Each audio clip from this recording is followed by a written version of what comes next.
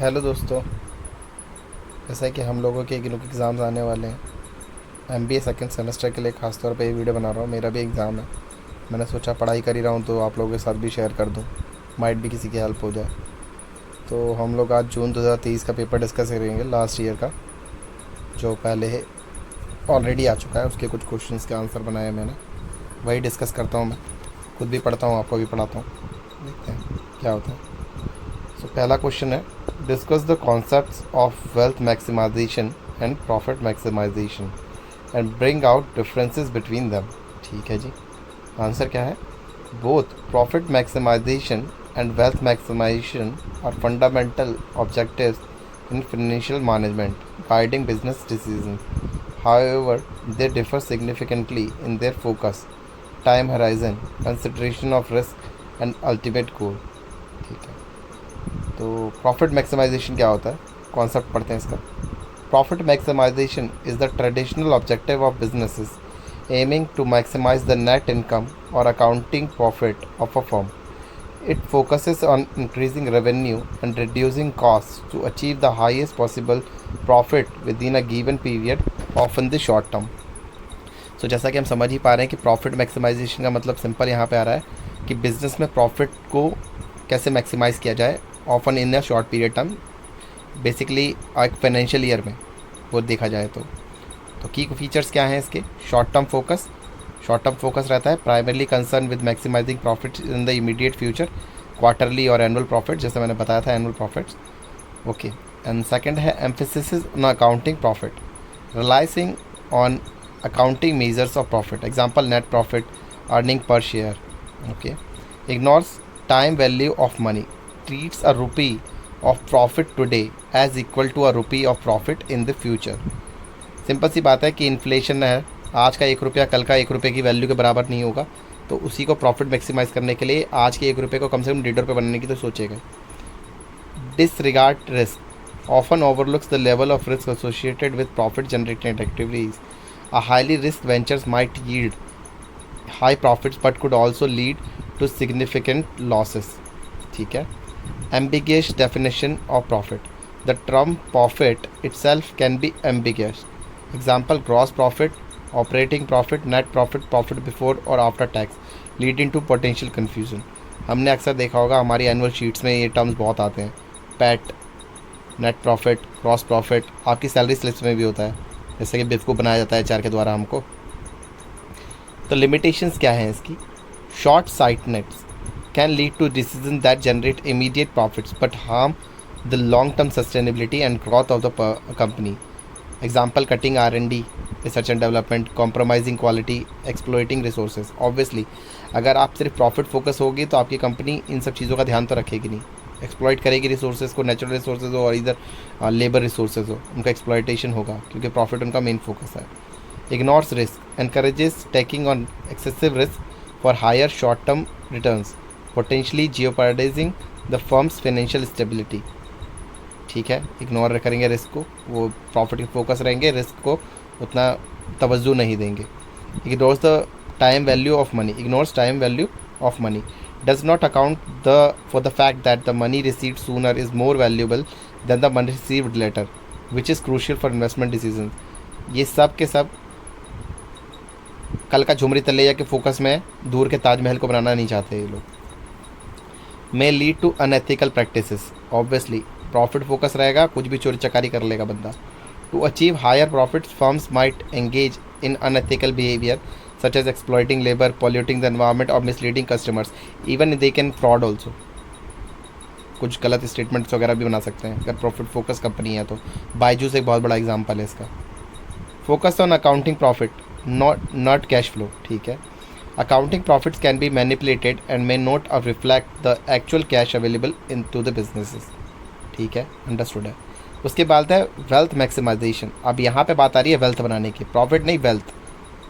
तो वेल्थ यानी अपना एक धन संचार concept. Wealth maximisation is also known as shareholder wealth maximisation और value maximisation is a more modern and comprehensive objectives. It aims to maximize the present value of the expected future cash flow of the firm, thereby increasing the market value of the company's shares and enhancing shareholder wealth. जैसा कि हमने बताया, यहाँ पे company अपनी value बना रही है, ना कि प्रॉफिट फोकस कर रही है, जिससे कि उसकी कंपनी की एक रेपो बिल्ड हो, उसके शेयर्स की वैल्यू बढ़े और शेयर होल्डर भी का भरोसा भी वो जीत पाए। तो की फीचर्स क्या है? लॉन्ग टर्म फोकस, ये आज का झुमरी तलैया नहीं, कल का ताजमहल चाहते हैं। Emphasize sustainable growth and value creation over the extended period, ठीक है। Emphasize on focus flows, cash flow, sorry, emphasize on cash flows, focuses on the actual cash generated by the businesses, which is more accurate indicator of firm's financial health than the accounting profits. Okay. Consider time value of money. Explicitly incorporates the concept that a rupee received today is worth more than a rupee received in the future by using discounted techniques. Example, net present value. जैसा मैंने पिछली बार भी discuss किया था कि आज का 1 रुपया 10 साल बाद वो 1 रुपये की सेम वैल्यू नहीं देगा। तो उसी हिसाब से over the period along with inflation आपका पैसा भी बढ़ना चाहिए। हम सभी लोग शेयर में पैसा किस लिए डालते हैं, या हम एफडीज में पैसा डालते हैं ताकि उसकी वैल्यू आगे जाके हमें ज़्यादा करके मिले। Accounts of for risk integrates risk assessment into decision making aiming to achieve the best possible return for a given level of risk और minimising risk for a desired return, ठीक है। जितना बड़ा रिस्क लेंगे उतना प्रॉफिट होना चाहिए। अगर मैं किसी पैनी स्टॉक में पैसा डाल रहा हूँ तो मुझे उसका रिटर्न भी उसी हिसाब का चाहिए, और अगर मैं किसी ब्लू चिप कंपनी में पैसा डाल रहा हूँ तो मुझे रिटर्न भी उस हिसाब का चाहिए। ज़्यादातर लोग कहते हैं ना मिक्स पोर्टफोलियो बनाना चाहिए। आप लोग अगर शेयर मार्केट में डील करते हो तो आप लोगों को ज़रूर आइडिया होगा कि कुछ बड़े स्टॉक्स रखिए, कुछ पैनी स्टॉक्स रखिए, कुछ मिड लेवल के स्टॉक्स रखिए, ताकि सब मैनेज रहे। और यही काम रिटेल में, रियल इस्टेट में भी होता है। कुछ लोग फ्लैट्स में बाय करना चाहते हैं और कुछ लोग जड़ से मकान लेना चाहते हैं, तो सबका अपना अप्रोच रहता है। रिस्क किस में किस तरह एसोसिएटेड है। Clear and ambiguous objectives measured by the increase in the market price of the company shares which reflects the collective judgment of investors about the firm's future prospects, profitability and risk. Broader stakeholder consideration, while primary focus on shareholders' wealth maximization often aligns with the interests of other stakeholders, employee, customers, suppliers, community, as sustainable growth benefits everyone. ठीक बात है। Advantage क्या है भाई? Long-term sustainability encourages strategies that promote sustainable growth and long-term value creation. Obviously, long-term sustainability के लिए अगर काम करोगे तो ज़्यादा ही बढ़िया रहेगा। Risk consideration promotes prudent risk management, leading to more informed and balanced financial decisions.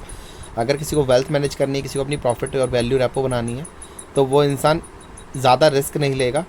वो कहते हैं ना बड़े ही सोचे समझे रिस्क लेगा, पूरी एनालिसिस करके, डेटा ड्रिवन देख के, पिछली हिस्ट्री देख के, तब रिस्क लेगा। Time value of money provides a more accurate framework for evaluating investment opportunities by considering the timing of cash flows, ठीक है। Focus on shareholder value directly aligns with the interest of management with those of the shareholders. Objective measurement the market price of share provides a clear and objective measure of the success of a wealth maximization strategies. Promote efficient resource allocation, guides companies to invest in projects that generate the highest value for the shareholders. Okay. अब हम पढ़ देते हैं इसके एक tabular form में पढ़ देते हैं, थोड़ा और ब्रीफ आइडिया लग जाएगा अपने को, ठीक है। सो पहला है differences between wealth maximization and profit maximization. Features profit maximization क्या कैसे हैं और वेल्थ मैक्सिमाइजेशन कैसे हैं। पहला प्राइमरी गोल भाई, प्रॉफिट मैक्सिमाइजेशन प्राइमरी गोल क्या है? Maximizing accounting profit, net income, सीधा गुजराती हिसाब पैसा प्रॉफिट का देख रहा है। वेल्थ मैक्सिमाइजेशन में क्या होगा? Maximizing the market value of firms shares and equity. यहाँ पे शेयर की वैल्यू बढ़ानी है, इक्विटी की वैल्यू बढ़ानी है वेल्थ मैक्सिमाइजेशन में। Time horizon profit maximization short term focus, quarterly और एनुअल प्रॉफिट्स। लॉन्ग टर्म में sustainable growth and value creation. Consideration of risk largely ignores risk. Profit maximization risk की परवाह कम करते हैं, वेल्थ मैक्सिमाइजेशन रिस्क ज़्यादा देखा जाता है कि रिस्क कितना है किसी इन्वेस्टमेंट में। Time value of money ignores the time value of money, ठीक है। Integrates the time value of money, discounting. Measurement based on accounting profit, example EPS net profit, based on the market price of share and present value of future cash flows. Focus earning the highest possible of profit, profit maximization जितना profit कमा सके उतना। इसका focus creating the highest possible value for the share holder. Decision criteria: decision based on immediate profit impact, decision based on net present value and expected future cash flow. Sustainability: may lead to unsustainable practice for short term gains, promote sustainable and ethical business practices. Clarity: ambiguous definition of profit, clear and ambiguous market value of shares. Primarily focus on owners, shareholders in a narrow sense, consider a broad range of stakeholders for sustainable growth, benefiting shareholders in the long run. In conclusion, while profit is essential for a business survival, wealth maximization is considered a superior objective in modern financial management. It provides a more comprehensive, realistic, and sustainable approach to managing firms' finances by considering long-term growth, cash flows, risks, and the time value of money, ultimately leading to greater shareholder value. ठीक है, hope आपको पहला question समझ में आया होगा. मैं जानता हूँ मैं इतना अच्छा पढ़ाने में नहीं हूँ, बट कोई नहीं, जो कोई भी अगर एक आदमी भी इस वीडियो से बेनिफिट होगा तो मेरे लिए वो बहुत बड़ी बात होगी. Explain the concept of investment risk, discuss the different types of risk. ठीक भाई, चलो ये भी पढ़ लेते हैं साथ ही में. The concept of investment risk. Investment risk refers to the possibility that an investment will not perform as expected, leading to a loss of capital or a lower than anticipated return. Risk concept: हर बार जितना पैसा लगाए उतना नहीं मिलता, कभी कभी loss भी झेलना पड़ता है, कभी खट्टा कभी मीठा. In simpler terms, it is the uncertainty surrounding the future value of an investment. Every investment carries some degree of risk, even those considered as safe risk. The higher the potential return, the higher the risk usually associated with it. Simple सी बात, मैंने पिछले question में भी discuss किया था. हमें penny stocks में पैसा लगाते इसलिए हैं, हमें लगता है कि ज़्यादा हायर रिटर्न्स आएगा, और उसका उल्टा भी हो सकता है. रिस्क छोड़ो, क्या पता कंपनी बैंकरप्ट हो जाए, 1 रुपया भी वापस ना मिले, ऐसा भी हो सकता है. तो वही बात है, जितना पोटेंशियल होगा रिटर्न आने का उतना ही पोटेंशियल होगा उसका रिस्क का. Risk is inherent in investing because future events are uncertain. ठीक बात है, फ्यूचर, आज आपने पैसा डाला मार्केट में, कल को कोरोना आ गया, आपका सारा पैसा डूब गया. रशिया भाई ने फिर पागल हो गए, वॉर कर दी यूक्रेन के साथ. पाकिस्तान बावला देश हम पे हमला कर देगा तो क्या होगा, मार्केट गिर जाएगा ना भाई. तो वही चीज़ बता रहे हैं.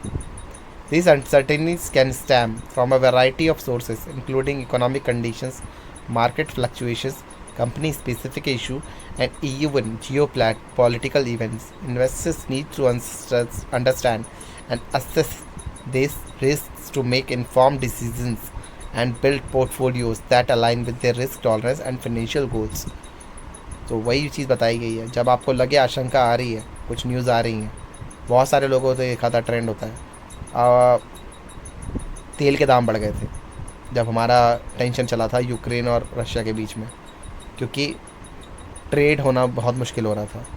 बट इंडिया का क्या है, इंडिया डिप्लोमेटिक स्टैंड लेता है ऐसी चीज़ों में. वो ना यूक्रेन के साथ रहा, ना वो रशिया के साथ रहा पूरे तौर पर. बट वी ऑल नो कि पुतिन साहब और मोदी जी के बहुत अच्छे रिश्ते हैं. तो रशिया से हमने ट्रेड फिर भी किया, जबकि यूएस ने सेंक्शन लगा रखा था. तो ये सब चीज़ है, रिस्क रहता है, बट कोई बात नहीं. Different types of risk involve investment risk कैसे कैसे रहते हैं भाई. देखो, एक तो सिस्टमेटिक रिस्क होता है, नॉन डिवर्सिफाइबल रिस्क, और एक होता है अनसिस्टमेटिक रिस्क. नाम से समझ में आ रहा होगा, सिस्टमेटिक रिस्क और अनसिस्टमेटिक रिस्क. सिस्टमेटिक रिस्क जहाँ पे आप बहुत सोच समझ के रिस्क लेते हो. अनसिस्टमेटिक, चल भाई हल्ला बोल और आगे निकल, ऐसा वाला रिस्क. अच्छा, पहले हम सिस्टमेटिक रिस्क को पकड़ते हैं. Systematic risk refers to the risks that affect the entire market or a large segment of the market, regardless of the individual company performance. It is driven by macroeconomics factors and cannot be eliminated through diversification. Example, investing in a variety of assets. ठीक है, systematic risk. तो ये कैसा risk है, non diversifiable, जिसको हम लोग investing variety of set में करके नहीं कर सकते. ये सबका इकट्ठे पूरी मार्केट गिरेगी, वो वाला रिस्क है मार्केट रिस्क.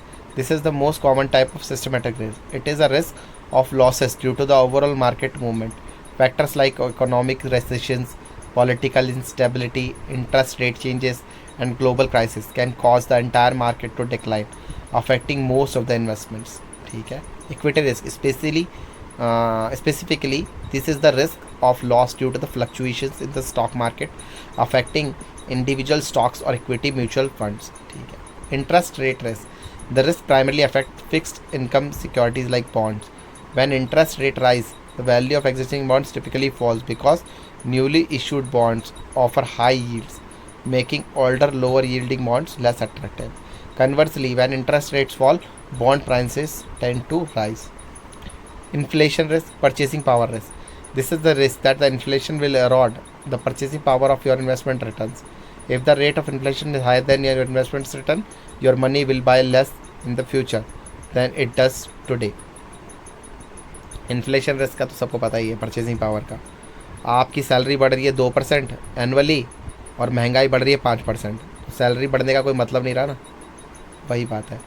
वहीं पर अगर अंदर हैंड आपकी सैलरी बढ़ रही है 2% 5% और इन्फ्लेशन बढ़ रहा है 2%, तो फिर अच्छी बात है, आपकी परचेजिंग पावर बढ़ रही है। री investment risk. This is the risk when an investment matures or pays out income. The investor may have to reinvest the proceeds to at a lower interest rate, leading to reduced future returns. This is the particularly relevant for bond investors. Bond में ये सब चीज़ें ज़्यादा रहती है। अभी RBI ने अपना रेट कट डाउन किया, पहले 6.5 था, फिर 6 हो गया 6%, अब 5.5% हो गया आरबीआई का रेट। तो उसमें क्या है, एफडी के रेट्स गिर रहे जाएंगे। पहले अगर आपको एफडी का रेट 7.65% मिल रहा होगा, तो अभी देर आर वेरी मेर चांसेस कि आपकी री इन्वेस्टिंग एफडी में वो रेट कम हो जाएगा अब दोबारा इन्वेस्ट करने जाओ, क्योंकि बैंक को और आपको आरबीआई का काम आ गया है। तो reinvestment risk. Country risk, political risk. This is the risk economic, social, political conditions and events in a foreign country will adversely reflect an investment's value और operating cash. This can include political instability. Obviously बात है, अभी हमने श्रीलंका में देखा था, tension आ गई थी, क्या हुआ था वहाँ पे, बहुत परेशानी हुई थी।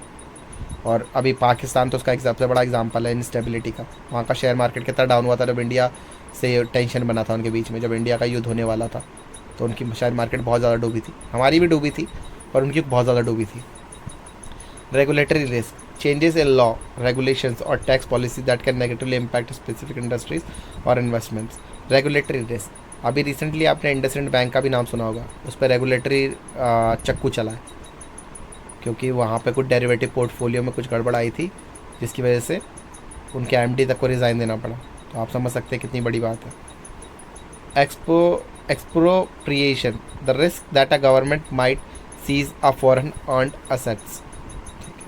Exchange rate risk, currency risk. This is the risk when investing in assets denominated in a foreign currency. Fluctuations in exchange rates between a foreign currency and the investor's home currency can impact the value of investment when converted back. Unsystematically risk, diversifiable risk or specific risk. Unsystematic risk is a specific to a particular company, industry or asset. Unlike systematic, it can be reduced or largely eliminated through diversification by investing in a variety of different assets across various industries and sectors. ठीक है, ये वो risk है जो एक company अपने स्तर पे लेती है, rather than पूरे मार्केट इसमें कोलैप्स नहीं होता है। कोई एक गंदा डिसीजन किसी एक कंपनी ने बनाया जिसकी वजह से वो डूब रही है। किंगफिशर, हम जेट एयरवेज को जानते हैं आज की डेट में, जेट एयरवेज उसका एक एग्जाम्पल है। तो ठीक है, business risk. This risk is associated with a specific operational and strategic challenges faced by a particularly company. It includes factors like management competence, poor management decisions or lack strategic vision, product failure, a new product not selling well, or an existing product and losing market share, labor strikes, disruptions due to labor disputes, technological obsolescence,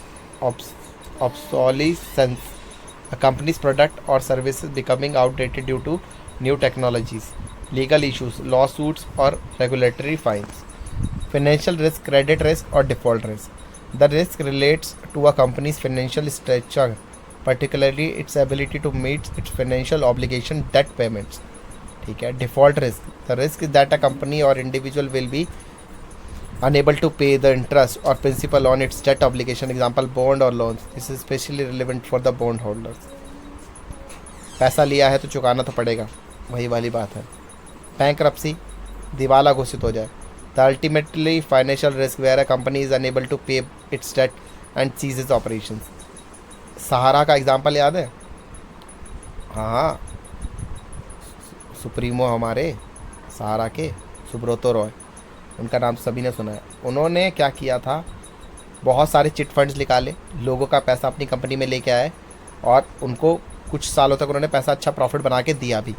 but and में क्या हुआ, वो RBI की guideline से तो ठीक नहीं था, कंपनी बंद हुई, बैंकरप्सी हुई, लोग आज भी तरस रहे हैं अपना पैसा लेने के लिए। हालांकि उन्होंने कहा है कि वो पैसा बाद देंगे, सुप्रीमो सहारा कंपनी है वो सारा पैसा पे बैक करेगी, बट जब ऑपरेशन ही नहीं हो रहे, आज सहारा का हम लोग नाम भी नहीं जानते ढंग से। एक समय में वो क्या ब्रांड था, बट अब नहीं है, तो कैसे पे बैक होगा। खैर आरबीआई ने बोला है वो पे बैक करवाएगी, अब कैसे करवाएगी वो तो देखते हैं, बट मुझे तो लगता नहीं है हो पा रहा है। बंदों का पैसा लाख लाख रुपए फंसा पड़ा है, जो आज से 20 साल पहले लाख था, आज तो उसकी वैल्यू आप सोच सकते हो कितनी हो गई होगी। बट एनीवेज वो पैसा लोगों का फंस गया। Liquidity risk, this is the risk that an investment can not be easily bought or sold in the market without a significant loss in value. Highly liquid assets can be converted into cash quickly without impacting their prices, while liquid assets may take a long time to sell or require sustainable price liquidation.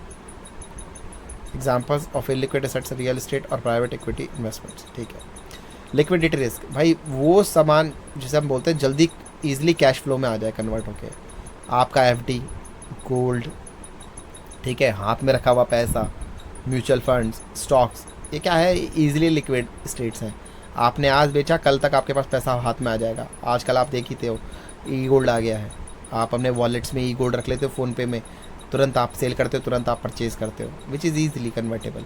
But अगर आपने एक घर ले लिया है, हालांकि घर लेना अच्छी बात है, रियल इस्टेट में आपने इन्वेस्ट कर दिया है, रातों रात आपका घर नहीं बिके, इसके चांसेस बहुत कम है।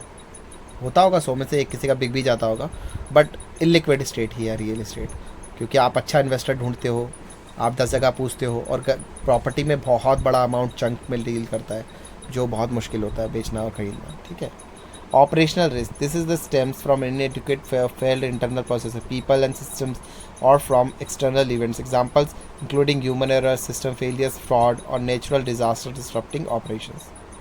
Understanding these different types of risk, it's crucial for investors to build diversified portfolios, assess the risk return trade-off, and implement appropriate risk management strategies. देखिए ये क्वेश्चन तो अलग चीज़ है, रियल लाइफ के लिए भी एग्जाम्पल अगर मैं दूँ, आपने हर जगह सुना होगा, हर वाइज आदमी से सुना होगा, बूढ़े लोग कहते थे अपना इन्वेस्टमेंट डाइवर्सिफाइड करो, किसी एक चीज़ पे रिलाय मत करो, हर जगह अपना पैसा थोड़ा थोड़ा फंसा के रखो, वो आपको ज़्यादा अच्छा देगा। आपने कुछ बैंक की सिंपल एफडीज डाल दी, कुछ पैसा आपने गोल्ड में डाला, कुछ पैसा आपने शेयर में डाला, कुछ पैसा आपने रियल इस्टेट में डाला, वो क्या होगा, अगर मान लीजिए अगर आज गोल्ड का वैल्यू गिर भी गया, आपके शेयर्स का वैल्यू उठ गया, वो मैनेज कर देगा ना आपको। और अगर वहीं आपका शेयर मार्केट डाउन जा रहा है, आपका गोल्ड आप चला गया, आपका वहाँ मैनेज हो गया, रियल इस्टेट की वैल्यू बढ़ गई, वहाँ से मैनेज हो गया। तो डाइवर्सिफाइड पोर्टफोलियो रखना चाहिए अपने इन्वेस्टमेंट का, ये है जीवन का ज्ञान। Explain the need for valuation, discuss the different type of business valuation approach. Valuation बोले तो किसी की औकात निकालना, औकात शायद गंदा वर्ड है, बट हाँ वैल्यूएशन, अब मैं तो ऐसी टिपिकल भाषा पढ़ाना चाहता हूँ भाई, समझ में आना चाहिए, पेपर में लिखने का बस, इग्नू है, लिखने के नंबर है, तो समझोगे तभी तो लिख पाओगे, वरना क्या ही लिख पाओगे। तो वैल्यूएशन यानी किसी की औकात निकालना, किसी वस्तु व्यक्ति की वैल्यू करना, अपनी वैल्यू करवाना इंसान के अपने हाथ में है, ऐसे ही एक प्रॉपर्टी की वैल्यू करवाना अपने हाथ में है। सिंपल एग्जांपल देता हूँ, 25 गज की एक प्लॉट एक गांव में, उसकी शायद इतनी वैल्यू ना हो, और वही 25 गज की प्रॉपर्टी आपकी सीपी या दरियागंज में एक आपकी दुकान है, उसकी वैल्यू करोड़ों में होती है। तो वही बात है ना, वैल्यू कैसे बन गई। तो valuation is the process of determining the economic value of a business, asset or liability. It's not just an academic exercise, it's a critical tool used for a wide range of strategic, financial and legal purposes. The need for valuation arises whenever there is a requirement to understand what something is worth in a quantifiable manner. ऐसा मैंने बताया कि ये सिर्फ एक किताबी concept नहीं है भाई, इसको ज़िंदगी में भी बहुत पढ़ना पड़ता है। अगर आप किसी एनबीएफसी में या फिर आप किसी भी एक बिज़नेस बैकग्राउंड से हो, तो आपको इसका वैल्यूएशन का मतलब बहुत अच्छे से पता होगा। आपकी प्रॉपर्टी की वैल्यूएशन होती है, और जब आप अगर लोन लेने जाते हो तो वो बैंक का तो सिंपल सा रूल है, वो आपको पैसा देगा किस बेसिस पे कि वो निकलवा पाएगा, नहीं पैसा निकलवा पाएगा। अगर आपके पास पैसा है तो आपको लोन मिलेगा, नहीं है तो फिर भूल जाओ। वो आपका एसेट रखता है, आपसे गिरवी लेता है। सोने का गोल्ड लोन आजकल बहुत चलन में, तो गोल्ड में भी वही आप देखते हो, वो बैंक हमेशा इंश्योर करता है कि वो आपका एसेट बेच के अपना पैसा रिकवर कर पाएगा या नहीं कर पाएगा। So here are the key reasons why valuation is essentials. पहली बात तो मर्जर और एक्विजिशन है, मैंने this is the perhaps the most reason common reason for valuation. Both the buyer and seller need a fair assessment of the target company's worth to negotiate a fair price and ensure a successful transaction. ठीक है। Selling a business. If a business owner plans to sell their company, a professional valuation helps determine a realistic asking price and prepares the business for sale. ठीक है। Raising capital and financing. जैसे मैंने बताया था अभी loan वाला example ना, तो कैपिटल अगर रेज करना है या फिर इन्वेस्टर्स को पैसे के लिए अट्रैक्ट करना है, तो आपको वैल्यूएशन तो दिखानी पड़ेगी ना भाई कंपनी की, कि कितना पैसा ये कंपनी वर्थ करती है, कितने पैसे की इस कंपनी की औकात है, तभी तो पैसा कोई लगाएगा भाई, वरना क्यों लगाएगा। आज रिलायंस में क्यों लोग पैसा अपना लगा देना चाहते हैं, क्योंकि पता है भाई उसकी वैल्यू है। अडानी के शेयर्स क्यों खरीदना चाहते हैं लोग, आईटीसी के शेयर्स क्यों खरीदना चाहते हैं, वही है। तो businesses seeking debt financing, loans or equity investments from venture capitalists, angel investors or privately equity firms need a valuation to determine how much capital they can raise and what percentage of ownership they need to offer. Banks often require valuations before approving large loans. Strategic planning and performance measurement. A regular valuation helps businesses owners understand the key value drivers of their company, identify areas for improvement, and track their progress in increasing businesses value over time. It can inform decisions about growth strategies, investment, and long-term planning. Taxation. Valuation are crucial for various tax purposes, including state and gift taxes. Determining the value of businesses, interest, and for state planning and calculating gift tax liabilities. Property taxes for businesses with significant real estate or equipment. Allocating on purchase price. In acquisition, valuation are used to allocate the purchase price among assets for tax reporting. Succession planning. Succession planning भाई इसके लिए भी बहुत जरूरी है। For business owners planning to transfer ownership to a family members or employees, a valuation helps determine a fair price for the transfer and facilitates a smooth transition. Shareholder partner disputes. भाई dispute हो गया, कल को company में भाई आधा हिस्सा मांग लिया पार्टनर ने या किसी डायरेक्टर ने, तो अगर उसकी वैल्यूएशन सेट है कि किसके वैल्यूएशन इस कंपनी की क्या वर्थ है और एक पार्टनर कितने शेयर होल्ड करता है, तो हम उसको ईजिली डिस्ट्रीब्यूट कर पाएंगे, वरना नहीं कर पाएंगे अगर वैल्यू उसकी फेयर वैल्यू नहीं निकल आई है तो।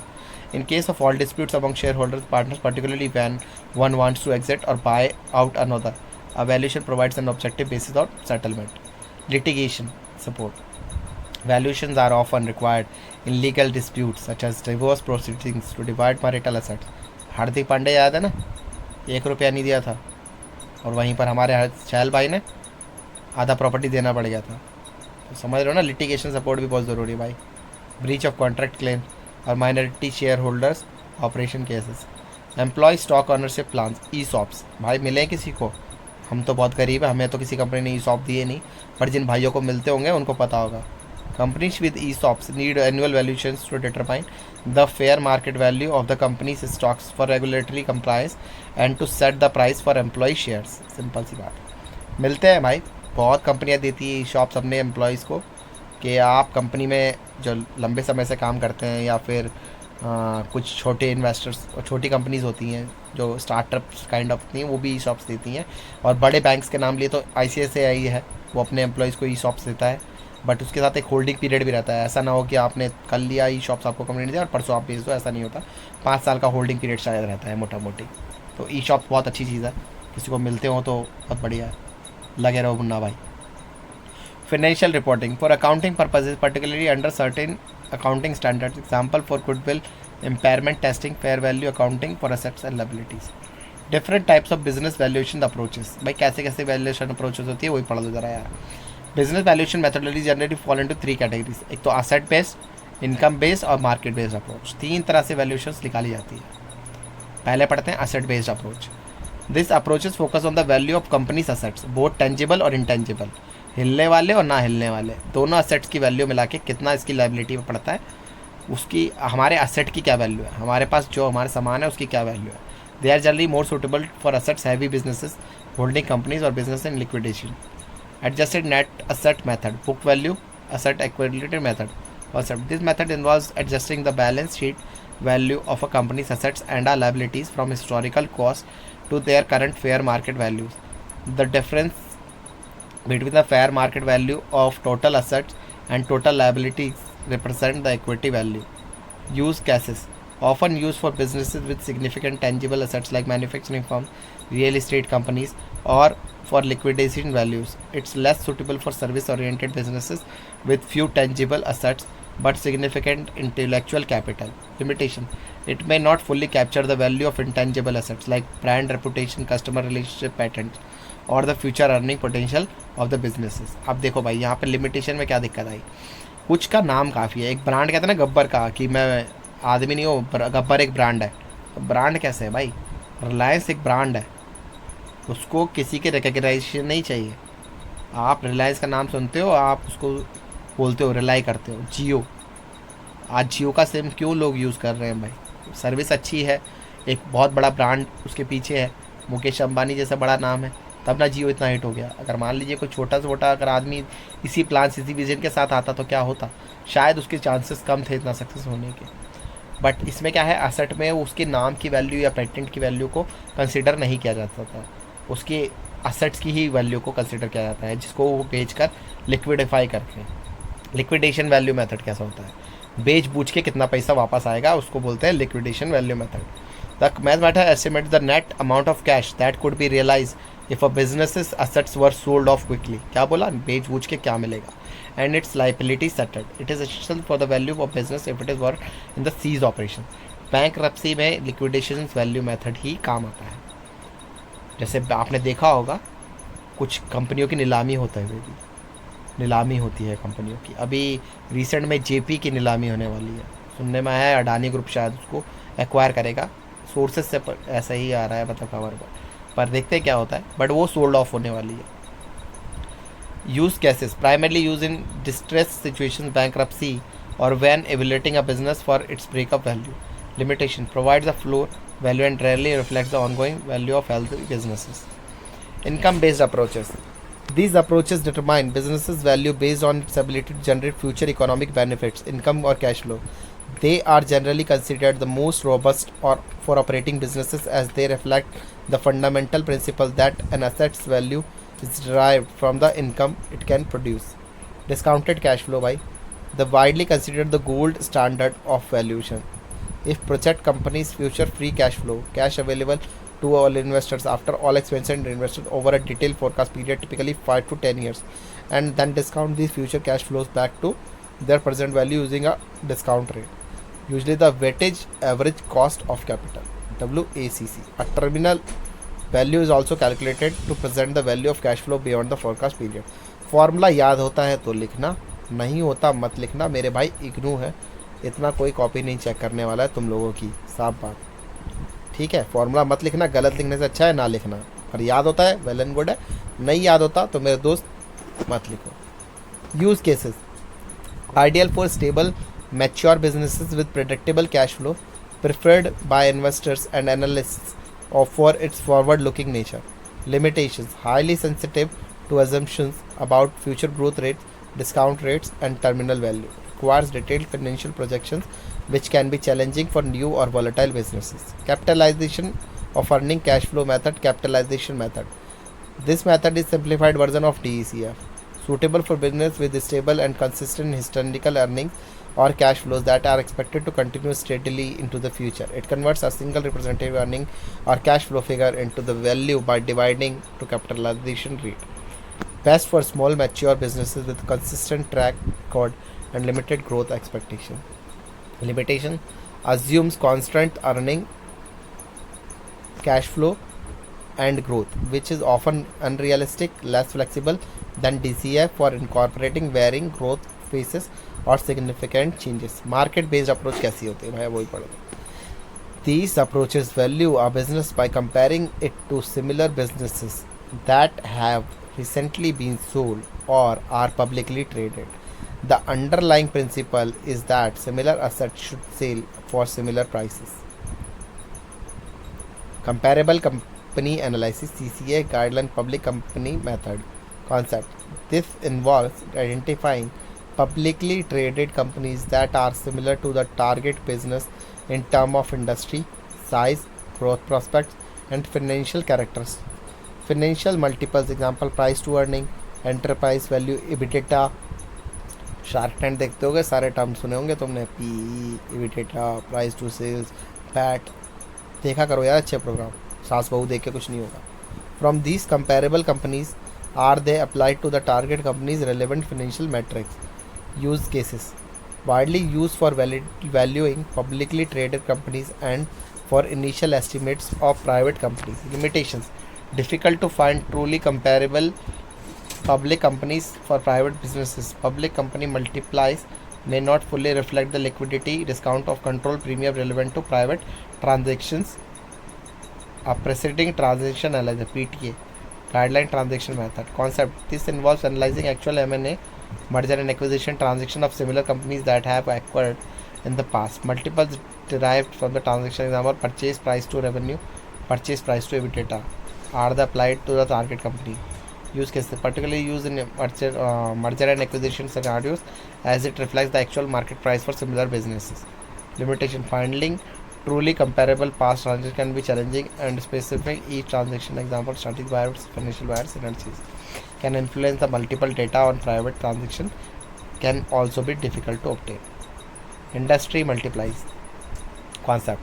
In some industries, there be commonly accepted rules of thumb or industry specific multiplies. Example: a percentage of gross revenue for a medical practice, a multiple of recurring revenues for SaaS companies.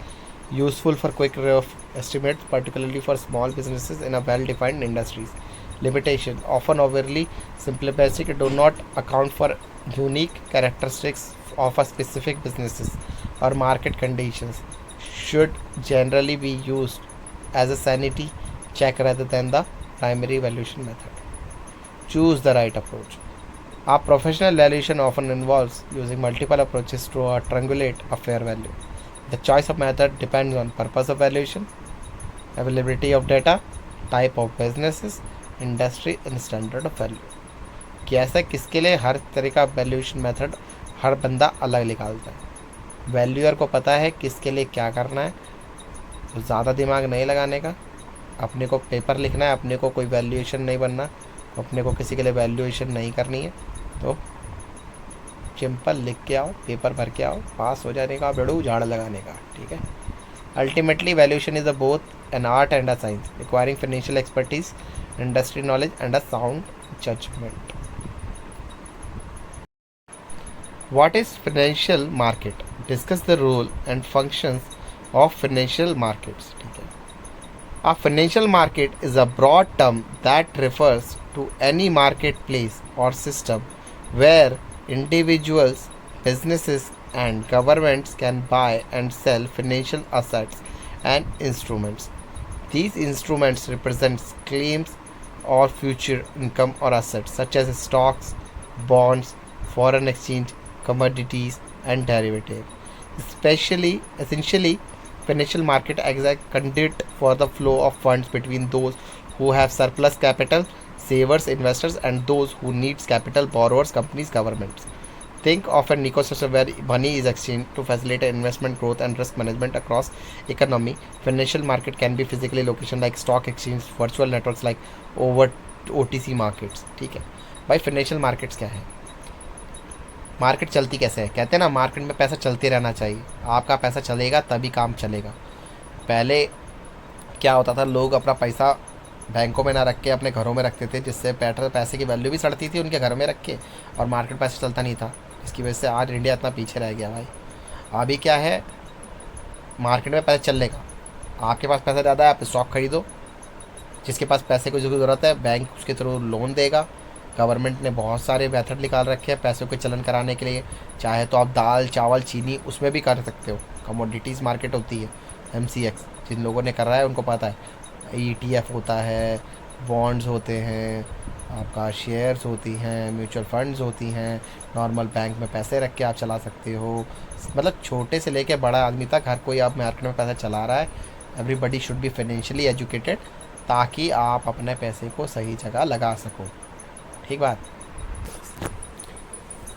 Company common types of financial market include stock market, भाई सबको पता है stock market, NSE national stock exchange, और PSE Bombay stock exchange, where shares of publicly traded companies are bought and sold represent ownership in the company. Bond market, debt market, where debt securities like government bonds, corporate bonds are issued and traded, allowing entities to borrow money from investments. ठीक है जी, investor sorry. Foreign exchange market, forex market, भाई ये तो बहुत बढ़िया चीज़ है। पर अगर आप मतलब ऐसे ही बोल रहा हूँ जनरली, अगर आप इन्वेस्टमेंट में अपना लगाना चाहते हो, फाइनेंस में आना चाहते हो, तो मेरा सजेशन यही रहेगा कि पहले डोमेस्टिक ही करना। ठीक है, इंडियन मार्केट्स को पहले थोड़ा एक्सप्लोर करो, इक्विटी स्टॉक्स में लगाओ। ये फॉरेक्स वॉरेक्स का धंधा थोड़ा बात का है। ठीक है, और बिटकॉइन शिटकॉइन तो बात की बात है, वो तो बहुत ही ऊपर की चीज़ है। जब भी लगे कुछ करना है तब करना, वरना फॉरेक्स में अपना हाथ बाद में जमाने का। ठीक है, स्टॉक मार्केट ही अपना, इंडियन स्टॉक मार्केट ही बेस्ट है, उसी में रहने का, बहुत पैसा है उसमें भी। Where currencies are traded facilitating international trade and investment. Commodity markets, मैंने बताया ना, दालचीनी चॉइल देखा, like oil, gold, agriculture goods, raw market, कुछ भी खरीदो कुछ भी बेचो, ये भी होता है, कमोडिटी मार्केट बोलते हैं इसको। Derivatives, where financial instrument like future option swaps whose value is derived from an underlying assets are traded, derivatives. Money market deals with the short term borrowings और lending, typically less than 1 year maturity. Capital market deals with the long-term borrowing, lending typically more than 1 year, including stock and bond markets. Role and functions of financial market, क्या भाई क्या role है financial markets की, ज़रा पढ़ लेते हैं function क्या है। पहले तो पढ़ा है mobilization of saving and channelling to productive uses, capital formation. Role, this is perhaps the most fundamental role. Financial market act as intermediaries between savers, households, individual, institution with surplus fund and investor, business, governments or individuals who need fund for productive activities। समझ गए? तुम्हारे पास तुम्हारा पैसा घर में पड़ा है, ज़्यादा है, तुम क्या करोगे, किसको दोगे, दे दोगे। ठीक, इन्वेस्टर्स को। अपना पैसा कहीं लगाओगे, बैंक भी तुम्हारे पैसे को कहीं ना कहीं लगाता ही है, वो अपने पास रख के क्या करेगा उसका, कुछ नहीं। पैसे से पैसा बनता है मेरे दोस्त, और बनाया करो। Function, they provide avenues for savers to invest their money, earning returns, and for borrowers to raise capital for expansion, infrastructure projects, research and development, and other investment. This process is crucial for capital formation, which directly drives economic growth and job creation. Price discovery. Financial market facilitates the determination of fair price of financial assets. Function, through the continuous interactions of buyers and sellers and the forces of supply and demand, financial markets efficiently discovers the prices of securities, currencies, and commodities. This real-time pricing reflects all available information and helps investors make informed decisions. Provisions of liquidity. Role, financial markets make it easy for investors to convert their financial assets into cash quickly and without significant loss of value. Function, they provide a platform where business buyers and sellers can readily find each other, ensuring that the investors don't have to wait indefinitely or significantly drop their selling prices to dispose of an asset. High liquidity encourages more investments as investors know they can't exit from the position when needed. Reduction of transaction cost. Financial market reduce the cost of effort involved in financial transaction. By bringing together large number of buyers and sellers in an organization, they minimize the time, effort, and information costs that would otherwise be incurred if individuals had to search the counterpart directly. They provide information about the prices and availability, making transactions more efficient. तुम अगर बेचने निकले अपने shares without market के, तो कौन खरीदेगा भाई, समझ रहे हो? एक मार्केट दी जाती है जहाँ पे आप अपना सामान बेचना चाहते हैं, कोई आपसे कुछ खरीदना चाहता है, चाहे वो आपका डेरिवेटिव मार्केट्स हो, चाहे आपका कमोडिटी मार्केट हो, चाहे आपका शेयर मार्केट हो, तो उसे प्लेटफॉर्म दिया गया है। ठीक है, facilitating risk sharing management. Rule: financial market offer mechanism for investors to diversify and transfer risk. Function: investor can reduce unsystematic risk by investing in a variety of assets across different industries and sectors. Diversification: additional markets or like for derivatives like future and options allow participants to hedge against specific risks such as price fluctuation, commodities or currency movement. Providing information: financial markets are a hub of information reflecting economic conditions, corporate performance, and investment sentiment. The prices and trading volumes in financial markets convey crucial information to all participants. For example, stock prices reflect market expectations about a company's future earnings. Their transparency and information flow enable better decision making for both investors and companies, promoting economic efficiency and stability. By performing the functions above, financial markets contribute to the overall efficiency and stability of the economy. The function: they ensure that the capital is allocated to the most productive uses, supporting innovation and entrepreneurship. A well-functioning financial market attracts foreign investments, enhances business confidence, and helps maintain macroeconomic stability by facilitating government borrowing and monetary public से transmission. भाई मैं कोई YouTuber नहीं हूँ, थोड़ी आवाज़ background की आ रही है, पंखा चल रहा है बहुत। मैं भी तुम्हारे जैसे घर का ही हूँ बंदा, बस पढ़ रहे साथ में, कंप्लेंट नहीं करने का भाई, बस पढ़ लो। इन एशेंस, financial markets are the nerve center of an economy, ensuring that the money flows efficiently from where it is abundant to where it is needed, thereby fueling investment growth. चलो जी, 4 क्वेश्चन हो गए भाई लोग, अब आ गए हैं 5वें क्वेश्चन पे। तो दोस्तों क्वेश्चन 5 आ गया अपना। क्वेश्चन 5 भी पढ़ते हैं यार, ठीक है, पढ़ने को है बहुत कुछ मेरे दोस्तों, ये भी पढ़ लेते हैं। Discuss the trade and factoring as a source of short term capital and bring out its advantage and disadvantage. पढ़ते हैं। Business constantly need capital to fund their operations, manage cash flow and seize growth opportunities. For short term needs, typically less than a year, two common sources are trade credit and factoring. Let's discuss each on their pros and cons. पहले तो पढ़ते हैं trade credit के बारे में। Trade credit also known as supplier credit or vendor credit. It's a common arrangement where a supplier sells goods or services to a buyer on credit terms, meaning the buyer receives goods now but pays for them at a later date. This is essentially an interest-free loan from the suppliers to the buyers for a specified period. Example: net 30, net 60. Remaining payment is due on 30 or 60 days. ठीक है, trade credit की बात हो रही है यहाँ पे। Advantage क्या है भाई ट्रेड क्रेडिट के? Easy to obtain. For established business with a credit history, trade credit is often extended automatically or with minimal paperwork. It is often the simplest and quickest form of short-term financing. Flexible payment होती है भाई, easy to obtain होता है. Suppliers often value various payment terms which can be negotiated to align with buyers' cash flow cycles. No direct interest cost usually. If payments are made within the agreed credit period, there are typically no explicit interest charges. This makes it a very cost-effective source of financing. Improved cash flow management allows his business to acquire necessary inventory of raw material without immediate cash outflow, preserving working capital for other critical needs or to address unforeseen expenses. You can sell the goods before you have to pay for them. Build supplier relationship. Consistent and timely payments on trade credit can strengthen relationship with supplier, potentially leading to preferential treatment, better terms, or access to exclusive deals in the future. Potential for early payment discounts. Many suppliers offer discount. Example: 2/10, net 30, meaning 2% discount if paid within 20 days. Otherwise, full amount due in 30 days. For early payment, which can result in cost saving. No collateral required. Unlike many traditional loans, the trade credit is typically unsecured. अब भाई disadvantage पढ़ लें, advantage तो पढ़ लिए। Implied cost if discounts are missed. If an early payment discount is available but not taken, the cost of not taking the discount can be quite high. and implicitly. For example, missing a 2 by 10 net 30 discount implies a high annualized cost.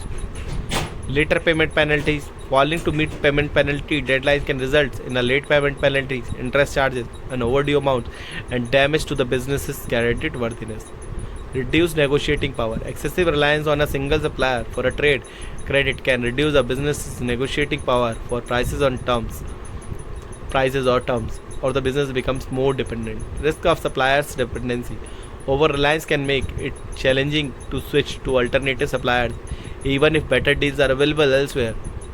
Limited access for new businesses. New businesses for those with a poor credit history may find it difficult to secure favorable trade credit terms. Potential strain on relationship. Persistent late payments can strain relationship with suppliers and potentially lead to disruptions in the supply chain. Not for all need. Trade credit is only available for purchasing goods and services from a specific client. It cannot be used for other capital like payroll, equipment, purchase or marketing. अब पढ़ते हैं factoring के बारे में. भाई factoring किस चिड़िया का नाम है, ज़रा ये भी पढ़ लिया जाए.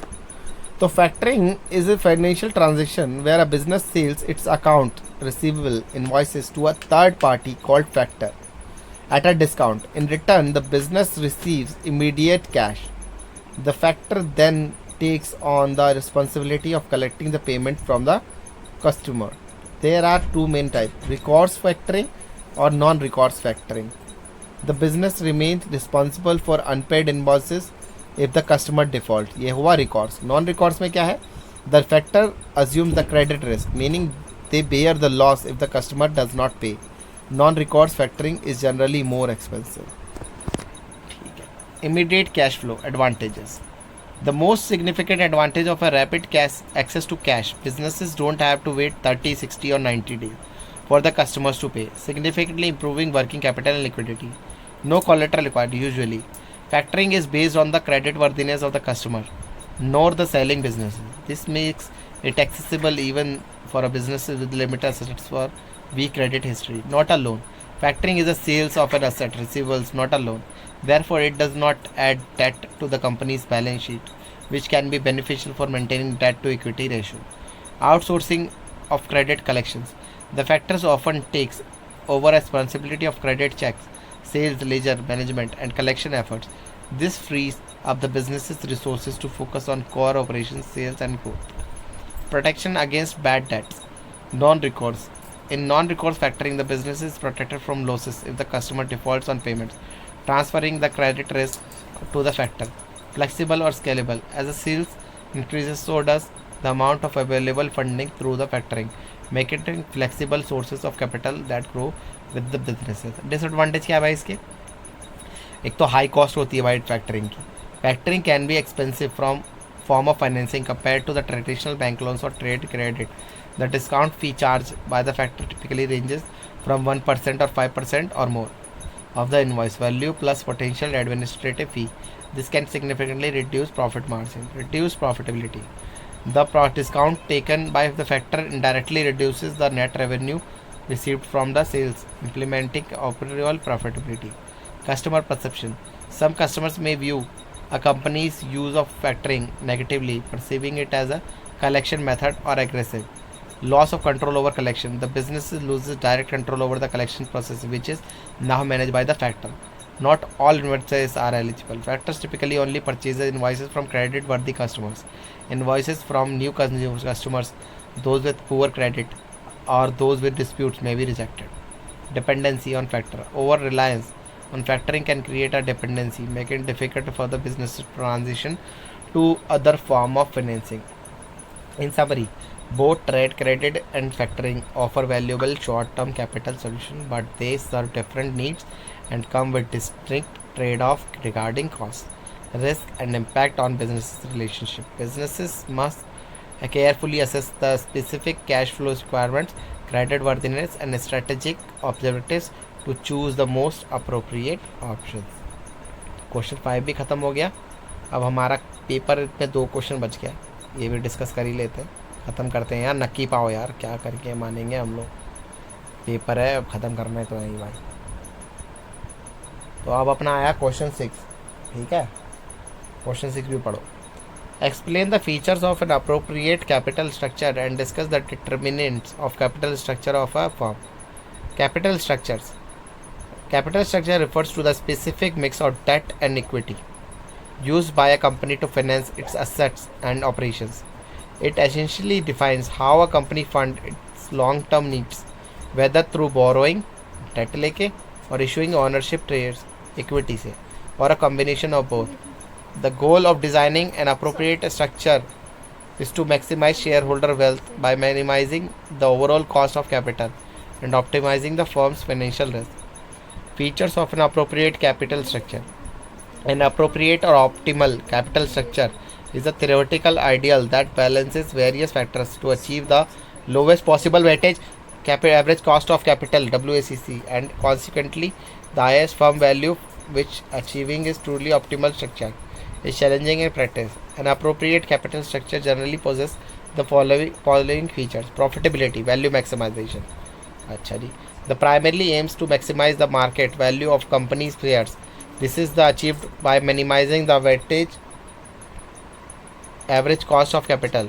A lower WACC means that the company can generate higher returns for its shareholder for a given level of profit. Solvency. An appropriate capital structure ensures that the company can meet its financial obligation, interest payments, principal repayments on time. Excessive debt can threaten a company's solvency and increase its risk of bankruptcy. It should involve a minimal risk of involvement. Flexibility. The capital structure should be flexible enough to allow the companies to raise additional funds easily, quickly when needed without incurring prohibitive cost or diluting existing shareholder control excessively. It should facilitate expansion and contraction of funds and businesses needs change. Conservatism. While leveraging debt can enhance returns, an appropriate capital structure avoids excessive reliance on debt. It recognizes the fixed nature of debt obligations and ensures that the company's cash flow are stable and sufficient to cover cash commitments, preventing financial distress. Control. The capital structure should be designed to maintain the desired level of control for existing shareholders and management. Issuing too much new equity can dilute existing ownership and control, which might be a concern for the founders or controlling shareholders. Debt typically does not dilute ownership control. Simplicity. A straightforward capital structure involving fewer types of securities is generally easier to understand, manage, and communicate to investors. Complexity can lead to higher administrative costs and investor uncertainty. Liquidity. The capital structure should allow the company to maintain adequate liquidity to meet its short-term obligations and capitalize on unforeseen opportunities. A strong cash flow position often complements a well-structured capital base. Tax advantage. Debt offers a tax shield because interest payments are tax deductible. An appropriate capital structure takes advantages on this tax benefits to lower the effective cost of capital but without taking an excessive financial risk. Determinants of capital structure of a firm. The choice of a firm's capital structure is influenced by multitude of internal and external factors. Financial managers must carefully consider these determinants to arrive at a suitable financing mix.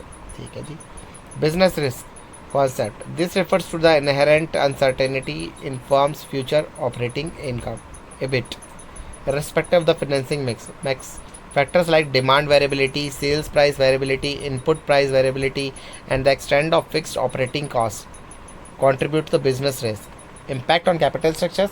Companies with higher business rates, highly cyclical interest rate startups, and with uncertain revenues tend to use less debt in the capital structure. This is because higher business risk combined with the higher financial risk from debt increase the likelihood of financial distress.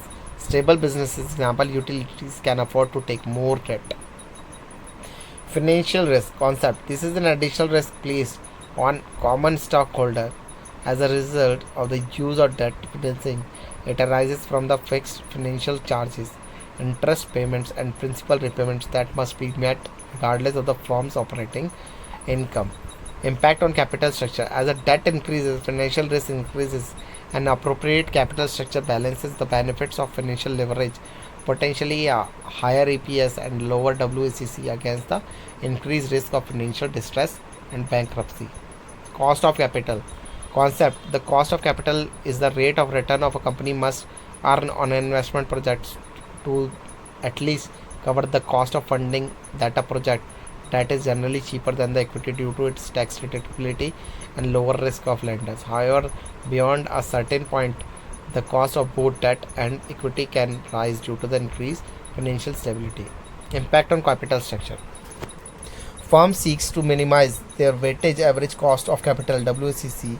This often involves using a certain proportion of debt to take advantage of its lower cost and tax shield. However, too much debt can increase the cost of equity. Equity holders face higher risk and eventually the cost of debt itself, leading to increase in WACC. Tax consideration. Interest payments on debt are typically tax deductible, creating a tax shield that reduces the effective cost of debt. Dividend payments to equity holders are not tax deductible for the company. Impact on cash capital structure. Companies in higher tax brackets often prefer to use more debt to take advantage of the tax shields and lower their overall tax burden. Flexibility concept. The ability of a firm to raise additional funds on reasonable terms in the future. Impact on capital structure. A company may opt for a more conservative capital structure, less debt, to maintain a higher debt capacity. Future opportunities are expected. This is often referred to as the financial slack. Control consideration concept. The extent to which existing owners wish to retain control of the company. Impact on capital structure. Issuing new common stock can dilute the ownership and voting power of existing shareholders. If maintaining control is priority, firm might prefer debt financing over equity, as a debt holder typically do not have voting rights unless the company defaults. Management attitude and philosophy. The risk tolerance or financial policy of the company's management. Impact on capital structure. Conservative management might prefer less debt to minimize financial risk, even if it means higher cost of capital. Aggressive management might be willing to take on more debt to potentially magnify returns. Asset structure, tangibility of assets. The nature and composition of firms' assets, particularly the proportion of tangible assets. Impact on capital. Companies with a high proportion of tangible marketable assets, example manufacturing firms, real estate companies, can use them as collateral for debt, making it easier for cheaper and obtain loans. Firms with predominantly intangible assets, example technology companies, may find it harder to secure debt and thus rely more on equity. Growth opportunities concept. The firm's future investment opportunities and growth prospects. Impact on capital structure. High growth companies often need significant capital. They might initially rely on more on equity or convertible securities to avoid fixed debt obligation during early uncertain growth phases. Mature companies with stable cash flow might use more debt as their growth opportunities become less pronounced. Market conditions, capital market conditions. The prevailing condition in the financial market, including interest rates, investor settlements, and availability of funds. Impact on capital structure. During periods of low interest rate, debt becomes more attractive in a bullish market. Issuing equity might be more favorable. Economic circumstances or credit crisis can restrict access to back debt markets, pushing firms towards equity. थक गए भाई, बहुत बहुत पढ़ना पड़ रहा है मेरे भाइयों, कोई बात नहीं, थोड़ी मेहनत कर लो. Industry norms concept. The typically capital structure observed a particular industry. Impact on capital structure. While not a rigid rule, firms often consider the debt to equity ratios of their competitors and industry paper as a benchmark. Deviating too far from industry norms might signal higher risk or inefficiency to investors. In conclusion, determining the optimal capital structure is a dynamic process that involves continuous balancing act between the concept benefits of the cost, debt, and equity. It is not a one-time decision, but an ongoing evolution influenced by internal capabilities and external market forces. Oof.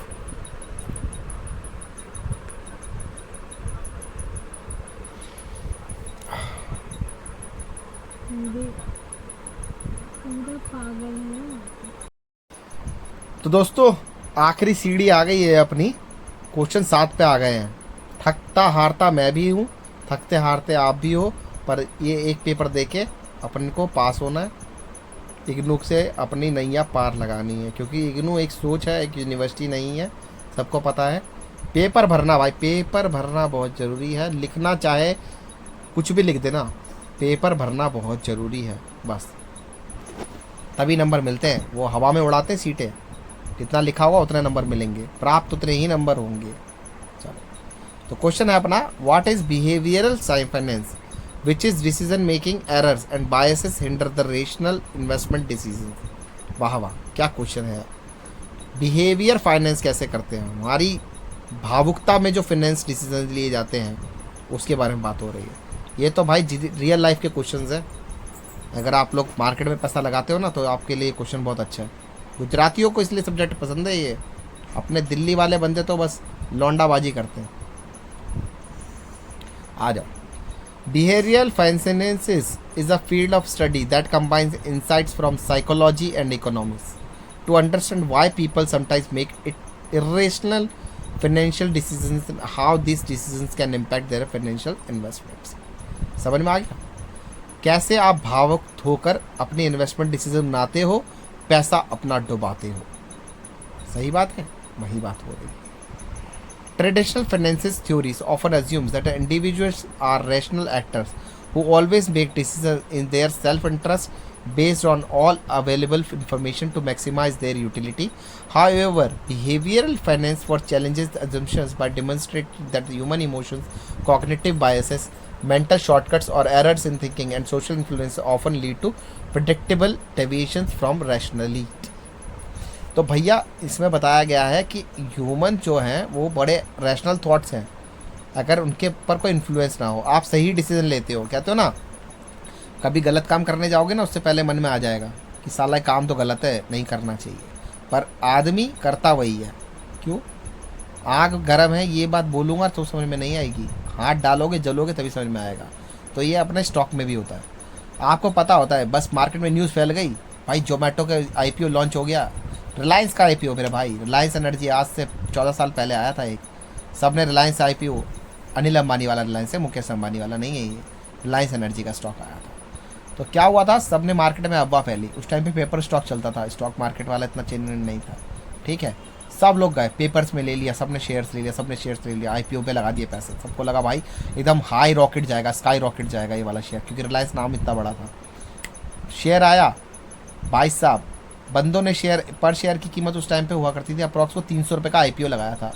जिस दिन वो list हुआ सीधा 150 fall, 50% नीचे गिरा, अगले दिन और नीचे गिरा, और आज तक वो तुम देख रहे हो 43-44 पे घूम रहा है, अभी 51 हो गया। बंदों का पैसा मर गया।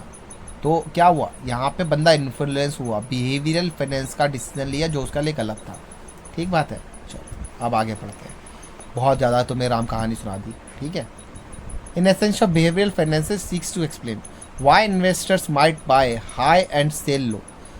महंगे में खरीद लेते हैं और सेल करते हैं लो में, ठीक है। क्यों करते हैं भाई, ये पढ़ेंगे हम। Why they might hold on to losing stocks for too long, क्यों एक स्टॉक्स को बहुत लंबे समय तक अपने पोर्टफोलियो में लगा के रख लेते हैं जबकि वो प्रॉफिट नहीं देता, इसके बारे में भी चर्चा करेंगे। Y they might be overly confident in their productions, क्यों उसे लगता है कि अपुनिच भगवान है, कि मैंने डिसीजन लिया तो सही है। बहुत सारे लोग होते हैं अपुनिच भगवान है, पर वो गलत होता है, थोड़ा दिमाग लगाना चाहिए। How collective human behaviour can lead to market anomalies like bubbles and crashes, तो ये भी हम पढ़ेंगे कैसे अनोमलिटीज़ अपना ह्यूमन बिहेवियर काम करता है, कैसे आप कोई डिसीजन आप नहीं लेते, मार्केट में आपको डिसीजन लिवाए जाते हैं।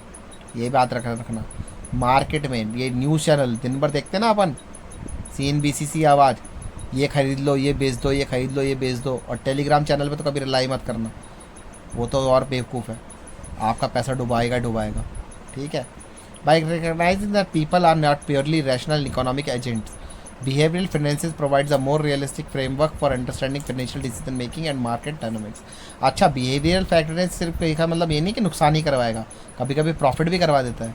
जैसे आपको लगता है कि भाई फॉर एग्जांपल सोलर के लिए लगता है कि सोलर एनर्जी आने वाले समय का फ्यूचर है, बहुत सारे लोगों को लगता है कि ईवी इलेक्ट्रिकल व्हीकल्स आने वाला फ्यूचर है, तो बहुत सारे लोग क्या करते हैं भाई, पैसा डाल देते हैं। मैं अरे एक और बात बता रहा हूँ, मैं किसी में पैसा डालने के लिए बोल नहीं रहा हूँ, सिर्फ समझा रहा हूँ। कहीं मेरे कहने से जाके पैसा मत डुबा देना अपना, वो तुम्हें सोचना है, वही चीज़ पढ़ा रहा हूँ।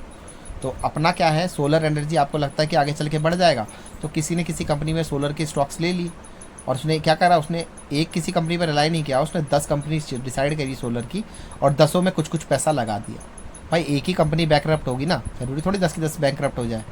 अगर सोलर ओवरऑल ग्रोथ किया, सोलर एनर्जी ने ओवरऑल ग्रोथ किया, तो क्या होगा, 10 की 10 कंपनी के शेयर बढ़ जाएंगे। हो सकता है 1-2 के ना बढ़े, पर 8 के बढ़ गए, तो आपको तो प्रॉफिट ही होगा ना। तो उस तरीके से अपना डाइवर्सिफाइड पोर्टफोलियो बना लेते हैं। तो ये क्या है, बिहेवियर है, बंदे की सोच है, जिसको उसने एनालाइज करके अब लगा लेता है। अब डिसीजन मेकिंग कैसे बनती है, decision making errors and biases hinder rational investment decision. कैसे डिसीजन मेकिंग एरर बनती है, आपकी आपकी सोच, आपके बिहेवियर, आपके रैशनल डिसीजन लेने से आपको रोकते हैं, सही डिसीजन लेने से आपको कैसे रोकते हैं, तो वो पढ़ते हैं। A widely array cognitive biases and emotional factors can lead to investor astray, preventing them from making logical and optimal investment choices. Logic गया तेल लेने, आपका डिसीजन आप लेते हो दिल से, तो क्या होता है, दिल की सुननी चाहिए, दिमाग की नहीं भाई, नहीं। प्यार में दिल की सुननी चाहिए, दिमाग की नहीं, पर जब पैसों की बात हो तो दिमाग की सुनो, दिल की नहीं, ठीक है, दिमाग बहुत ज़रूरी है। These biases can be broadly categorized into cognitive errors stemming from faulty information processing and emotional biases stemming from feelings and impulses. अच्छा जी, cognitive errors, belief and preservance and information processing error. These biases arise from the way we process the interpret information. पढ़ते हैं इसके बारे में, cognitive bias. Description: the tendency to seek out, interpret and remember information in a way that confirms one's existing beliefs or hypothesis from while ignoring or downplaying the contradictory evidences. Impact on investment: investment who believes a certain stock will perform well might only on read positive news articles about it, disregard the negative analyst reports and misinterpretation data fit for the optimistic view, leading to an underestimation of risk. जैसा मैंने बताया, एक बंदे ने news देख ली कि क्या देखा कि भाई कल को एक एबीसी कंपनी लिमिटेड महाराष्ट्र में 50 करोड़ का इन्वेस्टमेंट करने वाली है, ये एक न्यूज़ आर्टिकल छाप दिया। ठीक भाई, अब क्या करा, एक बंदे ने न्यूज़ पढ़ ली और न्यूज़ पढ़ने के बाद उसने स्टॉक खरीद लिए। उसने सबसे बड़ी गलती करी। हालांकि बहुत सारे एनालिस्ट उस स्टॉक के लिए मना कर रहे हैं कि उसका प्रॉफिट हर क्वार्टर में कम हुआ है, उसका पी रेशो बहुत ज़्यादा है, वो कंपनी नेगेटिव न्यूज़ में नहीं है, बस पॉजिटिव न्यूज़ बनाई गई है। क्यों बनाई गई है, ताकि उसके स्टॉक को और ऊंचा करा जा सके और उसके साथ इनसाइडर ट्रेडिंग हो सके, विच इज़ अ क्राइम। तो इसलिए अपने को बायस डिसीजन नहीं, अपने दिमाग पे नहीं चलना, अपने को सब जगह से न्यूज़ आउट करना है, रिपोर्ट पढ़नी है, किसी भी पैसा डालने से पहले रिपोर्ट्स को एनालाइज करना है, डेटा को एनालाइज करना है, तब पैसा डालना है। Anchoring bias: the tendency to rely too heavily on the first piece of information encountered the anchor while making decisions, even if the information is irrelevant. Subsequent adjustments are often insufficient. An investor might anchor or the historical high price of stock they own, refusing to sell it even if its fundamental have deteriorated, simply because they believe it will return to its old price. Similarly, they might be anchored to the purchase price of stock, making it difficult to project assets its current value. Anchor price, बहुत सारे लोगों की गलतफहमी है ना कि भाई एक स्टॉक अगर मान लो 2015 में 1000 रुपये का था और वो दोबारा 2000 पे पहुंचेगा, क्या पता उसकी वैल्यू कम हो गई हो आज के रेट में, और वो अब 1200 से लेके 1500 की रेंज में ही घूम रहा है, वो 2000 कभी नहीं जा रहा। पर बंदे ने क्या कर रखा है, 2015 से ही होल्ड कर रखा है अपना को, और क्या सोच रखा है कि भाई मैंने तो 1900 पे ख़रीदा था, जब ये 2000 का दोबारा जाएगा ना तब मैं बेचूंगा। भाई गलत फहमी कर रहे हो, वैल्यू कर लो, एवरेज आउट कर लो या फिर बेच दो और किसी ऐसे स्टॉक में लगा दो जहाँ पे उसकी पोटेंशियल ग्रोथ है। इसके बारे में बात हो रही है। एंकर, अपना प्रेजुडिस माइंड को थोड़ा बदलो, रिजिड होने से कुछ नहीं होगा। अवेलेटिव और बायस: heuristic availability bias, the tendency to overestimate the probability or frequency events that are easily recalled the memory, often because they are vivid, recent and emotionally charged. An investor might buy a stock purely because they heard a compelling story of a friend, because this was recently from the news without conducting through research similarly vivid. अरे भाई ये तो भाई सबसे बड़ी बात है, चाचा काका की बातों में नहीं आने का, चाचा और काका की बातों में नहीं आने का। चाचा ने बोला भैया अडानी में पैसा लगा दो, अरे चाचा ने बोलने से थोड़ी है, चाचा का पैसा है क्या? पैसा तो भतीजे का है ना, भतीजा पूछ के लगाएगा, भतीजा सोच के लगाएगा, भतीजे को खुद रिसर्च करनी चाहिए, चाचा की बात नहीं माननी चाहिए। तो वही बात है, अपना डिसीजन बना रहे हो, अपने पैसे के लिए बना रहे हो तो ढंग से लगाओ। Okay. Representative biasness heuristic, the tendency to clarify something based on how well it's filled with stereotypes in a past experience, often ignoring base rate or statistical probability. An investor might assume a good company with a strong brand is typically good stock, even if its valuation is exorbitant, or they might invest in stock because its recent performance look like a past winner, ignoring fundamental differences that can lead to changes in buying into the hot stocks without proper due diligence. भाई अब क्या है ये representative biasness, हम देखते हैं आजकल ना कुछ स्टॉक्स बिल्कुल ही हाई रॉकेट करते हैं, इंट्राडे खेलने वाले स्टॉक्स को मैनिपुलेट करते हैं, और क्या होता है हम जैसे मासूम बायर्स, हम जैसे मासूम शेयर इन्वेस्टर्स उन इंट्राडे वाले लोगों के चक्करों में फंस जाते हैं और क्या करते हैं, पैसा डुबाते हैं। तो पैसा नहीं डुबाने का, पैसा बनाने का। ठीक जी। हिंडसाइट बायस, the tendency to believe after an event has occurred that one could have been predicted or known outcome beforehand. It is I knew it all along phenomenon.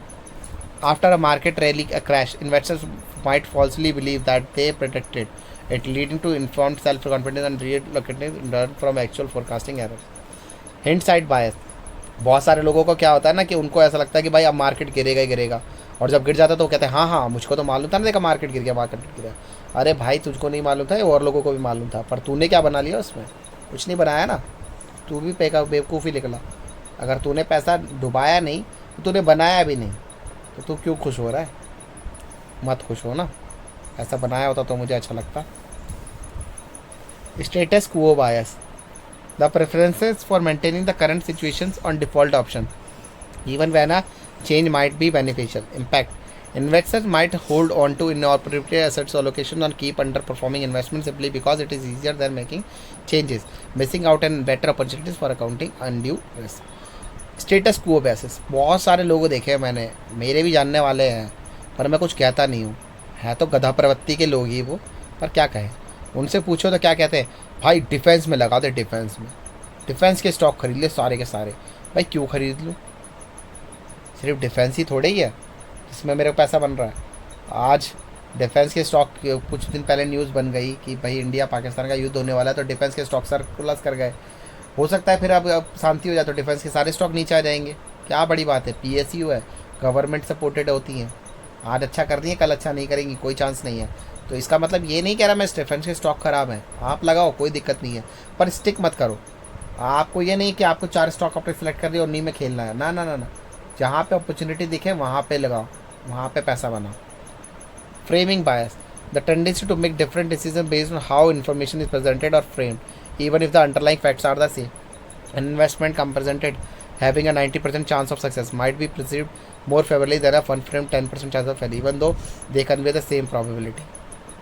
भाई इन्वेस्टमेंट प्रेजेंटेड है, बहुत सी बार देखा होगा, अगर आपका शेयर होल्डर, आपने देखा होगा बहुत सारे ऐप्स हैं जो आपको सजेस्ट करते हैं कि भाई 90% चांस है अभी इसमें और स्टॉक में अपना आप करने का, इसके अंदर 30% चांस है, इसमें पैसा लगा दो, रातों रात माला माल बन जाएंगे, 21 दिन में पैसा डबल। भाई कुछ नहीं करने का, अपना दिमाग लगाओ, पूरा डाटा पढ़ो, तब लगाओ पैसा। 21 दिन में पैसा डबल हो रहा होता तो सब लोग अमीर हो जाते। 21 दिन में पैसा डबल भी हो सकता है और आधा भी हो सकता है, दोनों के चांस हैं, दिमाग लगाओ। इमोशनल बायसेस, अब आ गए इमोशन की बातें। मनमा इमोशन जागे रे, मनमा इमोशन जागे रे, तो पढ़ते हैं इसके बारे में। लॉस एवर्सन, बंदे को डर, किसका? खोने का डर। क्या होता है? The psychological phenomenon when the pain of a loss is felt much more intensely than the pleasure of equivalent gain, often cited as roughly twice as strong. Impact on investors tend to hold on to losing investment for too long, hoping they will recover to avoid realizing the loss, and while winning investment too quickly to lock in or gain. They also are known as the disposition effect. क्या हुआ भाई साहब, आपने खरीद लिया और तुरंत के तुरंत बेच दिया, एकदम से बेच दिया। क्यों? आपको लग रहा है कि भाई वो स्टॉक बहुत दिनों से लॉस में डील कर रहा था, अब जब वो अपर सर्किट में आया तो आपने इंतज़ार नहीं किया, आपने उसे 100-200 के प्रॉफिट में बेच दिया। भाई 7% का रूल है, मेरा तो मानना 7% के रूल पे खेलता हूँ मैं। कोई भी स्टॉक खरीदो ना तो उसकी वेट करो 7% का एटलीस्ट उसका ग्रोथ हो, अगर लॉन्ग टर्म में अगर आप इन्वेस्ट करते हो तो। शॉर्ट टर्म में तो 3% भी बहुत है, अमाउंट लगाओ शॉर्ट टर्म में और 3% ग्रोथ लेके अपना निकल लो। पर अगर लॉन्ग टर्म के लिए साल भर के लिए इन्वेस्ट कर रहे हो ना तो 7% तो कम से कम निकालो उस पर, ठीक है। ओवर कॉन्फिडेंस बायस, जैसे कि मैं अपुनिज भगवान है, वो वाला बात हो गया ना कि भाई मैं, मेरा बिलीव है ये तो जाएगा ही जाएगा यार, तू देख ले यार, देख ले भाई सन्नी, तू इसमें पैसा डाल दे, तेरे भाई ने भी डाला है तू भी डाल दे। नहीं, ऐसा ओवर कॉन्फिडेंस वाले बंदे से दूर रहने का, अपना दिमाग लगाने का। हार्ड मेंटेलिटी सॉरी, झुंड में जाने का, झुंड में जाने की मेंटेलिटी। जैसे अभी रिलायंस वाले को मेरे पीछे बताया ना, रिलायंस IPO वाला क्या था, झुंड तो था। चाचा ने बोला काका से, काका ने बोला पापा से, पापा ने बोला मम्मी से, मम्मी ने बोला मामी से, और सबने सबके ना एक ही स्टॉक में पैसा लगा दिया। अब क्या हुआ, चाचा मम्मी पापा काका ताता सबका पैसा डूब गया। फियर ऑफ मिसिंग आउट, इसको बोलते हैं FOMO. regret invention and biases, the tendency of make likelihood experiencing regret return, manifesting to regret commission और fear of regretting omission। regret aversion क्या होता है कि भाई रिग्रेट होता है आपको, जैसे आपने कभी कोई स्टॉक बेच दिया। मेरा मानना है अगर आपने हरे प्रॉफिट पे बेच दिया है अपना स्टॉक तो खुश रहो। अब वो चाहे स्टॉक आपके बेचने के बाद 50 करोड़ आगे चला जाए, कोई दिक्कत नहीं, आपने तो प्रॉफिट में ही बेचा ना यार, आपने अपना हिस्सा कमा लिया, उसमें खुश रहने का, संतोष करने का, कम खाओ गम खाओ, ठीक है। क्योंकि एक इन्वेस्टमेंट में ज़्यादा दौड़ने से ज़्यादा बताऊँ कहाँ रुकना है, इसकी अहमियत है कि आप रुकते कहाँ हो। दौड़ तो सभी रहे हैं, आपको रुकना कब है, कब आपको इन्वेस्टमेंट निकाल के रुकना है, वो आपको सबसे ज़्यादा समझने की ज़रूरत है। और कब आपको पैसा डालना है और कब निकालना है, ये दो चीज़ें बहुत मैटर करती है। सेल्फ कंट्रोल बायस, अपने आप को रोकना, हमने बहुत बार देखा है। अगर बार बार आप उस ऐप पे जाके देखोगे ना, बार बार स्टॉक की ऐप में जाओगे, चाहे आप क्रो यूज़ करते हो चाहे आप सुरोधा यूज़ करते हो, तो क्या होगा, आपके पास नोटिफिकेशन भी बड़ी तरीके से आने लग जाती है कि ये स्टॉक आ गया, ये स्टॉक रिकमेंड है, ये स्टॉक खरीद लो, ये कर लो, ये परचेज़ कर लो। भाई ब्रोकर तो कमा ही रहा है ना, वो तो चाहेगा ना आप जितना स्टॉक डील करोगे उसको तो फ़ायदा ही है, कोई कमाए ना कमाए ब्रोकर तो कमाता है। पर आपने क्या करना है, सेल्फ कंट्रोल करना है। ये नहीं डेली 50 खरीदा डेली 50 बेचा, ना ना ना ना ना, आपने को होल्ड रखना है, आपने को प्रॉफिट पे ध्यान रखना है। प्रॉफिट, धंधे में प्रॉफिट, स्टॉक में प्रॉफिट चाहिए, हमका चाहिए लाभ, सही। Endowment effect, description, the tendency to value something you more away more available content on net. अब भाई बहुत पढ़ लिया, मैंने थक गया मैं यार, आई एम सॉरी यार, तुम लोगों के साथ मैं भी थक गया, बस मैं पढ़ूंगा फटाफट ख़त्म करूंगा, ठीक है। Love you guys, I love you my Janata. Understanding these biases is the first step towards mitigating their impact. Financial advisors and investors often use strategies like developing a disciplined investment plan, setting clear rules for buying and selling, diversifying portfolios, conducting thorough research, and seeking external objectives advice to counter these and mitigate human tendencies and make more rational investment decisions. तो देखा क्या बोला उसने भी यही बोला कि किसी को भी अंधा फॉलो मत करो, 4-5 एनालिस्ट को डेली देखो। देखते हो ना बिग बॉस, क्यों देखते हो बिग बॉस, साला कान पे थप्पड़ मारूंगा, बिग बॉस देखते हैं। सलमान खान देखेंगे, अबे सलमान खान मत देखो, देखना है तो कुछ एनालिस्ट को देखो, CNBC से देखो, यूट्यूब पे कुछ अच्छे एनालिस्ट देखो, 5-6 एनालिस्ट को देखो क्या रिकमेंड कर रहे हैं, क्यों रिकमेंड कर रहे हैं, क्या कर रहे हैं, उससे ज़्यादा क्यों रिकमेंड कर रहे हैं, क्या बोल रहे हैं, फाइनेंशियल प्रोस्पेक्ट्स क्या दिखा रहे हैं, पिछली ग्रोथ क्या दिखा रहे हैं, एबिटेटा क्या दिखा रहे हैं, पैट क्या दिखा रहे हैं, ये सब में ध्यान दो ना। बिग बॉस देखेंगे छपरी लोग, मारूंगा साले छपरी।